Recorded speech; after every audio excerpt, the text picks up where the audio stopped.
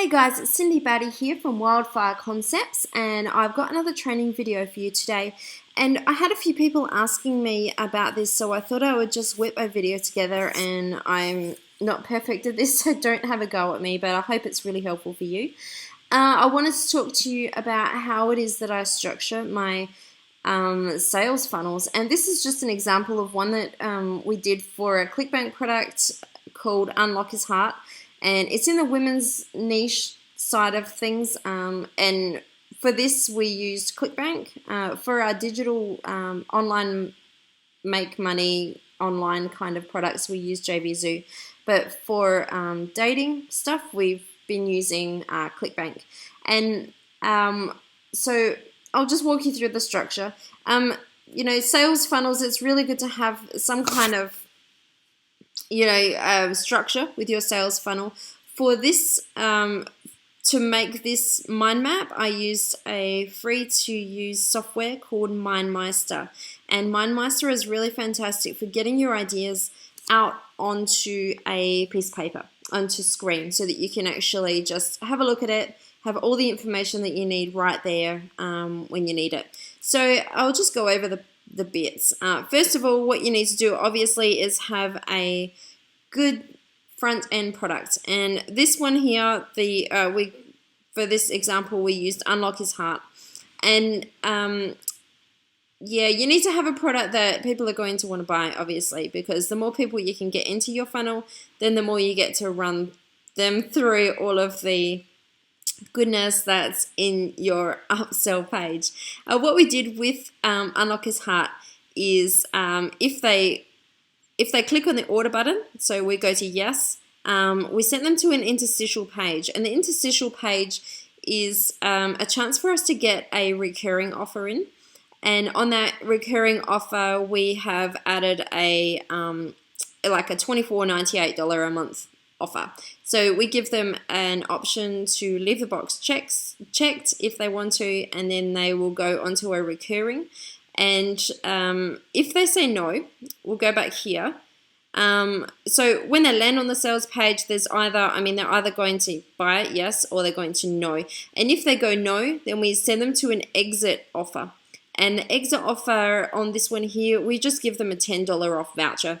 So if it still captures the sale, and we also offer them the recurring as well, because we want to try and push as many of these people into the recurring as possible, because that's where all the cash is.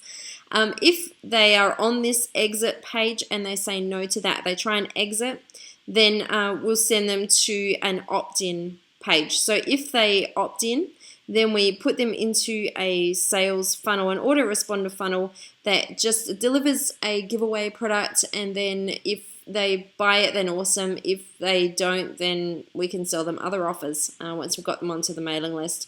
If they leave, then they're just gone. If they say yes, then they go into this funnel. And so I'm just going to go back here to where we were at the start. So here we have either the option on the interstitial page, they'll get the main offer, or else they get the recurring offer, and we really want them to take the recurring, but if they don't, then they still buy and they still go into this funnel.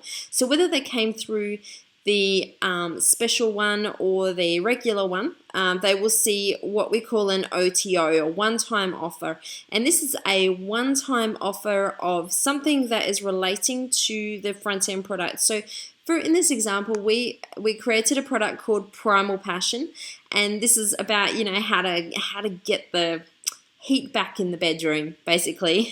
And so this is what is going to work for Unlock His Heart, because that's the audience. If you're creating a make money online, for example, with the WP Scope product, we created the front end product was a WordPress plugin, and then the upsell, because the product is about Periscope, the first upsell is done for you templates about how to present your first really awesome Periscope product, Periscope broadcast, sorry. So we want to tie everything in as much as you can. And when you're trying to think about products to expand your funnel and build your funnel out, you want to try and think of things that are going to be relating to the front end product. So for example, if it's We did a lot with the covert themes. We would create a theme, and then for the first offer, the first one-time offer, we would send them, we would offer them a plugin that works with the theme to create content, because it's exactly what people want. They've got a theme and they've got a WordPress blog, but they don't want to have to create all the content. So you have to try and think about what it is that your target audience will want, what's going to relate to them, what's going to make them go, oh, this is awesome. And the fact that it is an upsell and it's a one-time offer means that this is just exactly like it's something that they have to get right now. So you can reduce the price.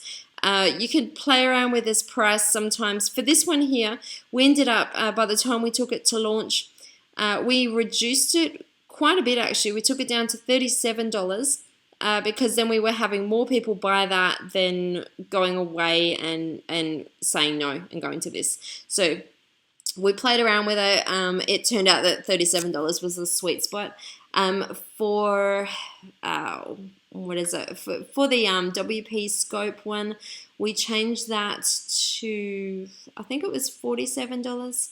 And that was a sweet spot, but you need to play around with it because sometimes it's going to work better in your favor if you have a higher price. Higher price might mean less sales, but they're still in your funnel, and you might end up with more commissions. But then if it's higher and it's not selling at all, then you need to lower it.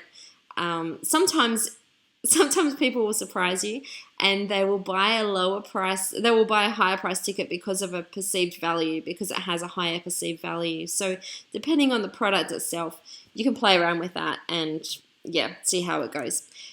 So after upsell one, you can do a yes or no. So with JVZoo, you actually can't do, if they go no, that's the end of the funnel. So you can't go no and then no again, which is a little bit sucky, but it is what it is. And JVZoo is really badass for digital products. So you have to just get a little bit creative if you don't want to do what I've done with this particular funnel.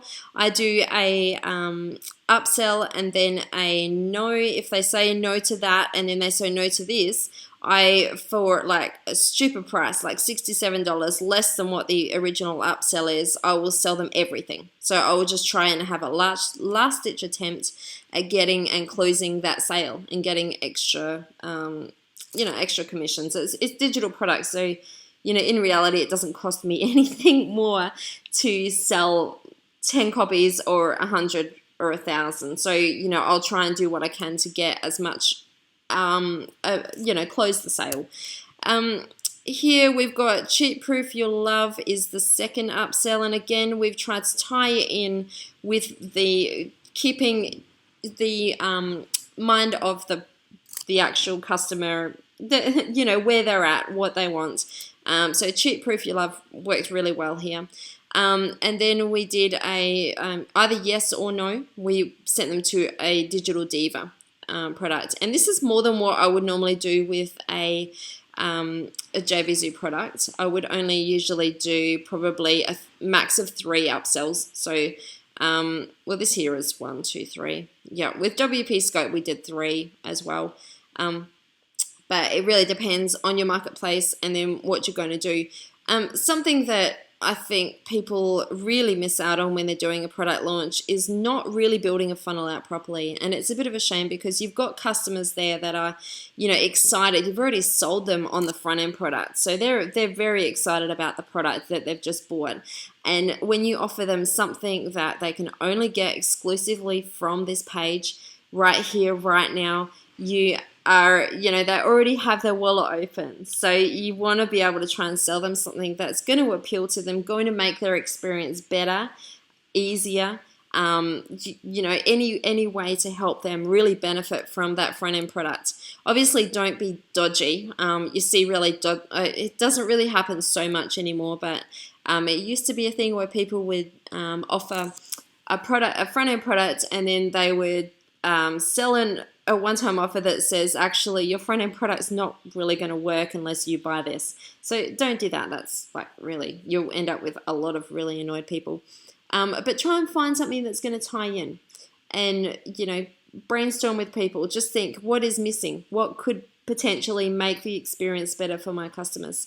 Once you finish, send them to the thank you page. Yeah, pretty much that's it. I hope this has been helpful. If you've got any questions or comments, or, you know, just any feedback, I'm welcome to feedback. I'm also, you know, open to any other suggestions. If there's anything in my marketing or anything that you would like me to talk about, just ask. I'm happy to help out wherever I can. All right, I'll see you in another video soon. Ciao.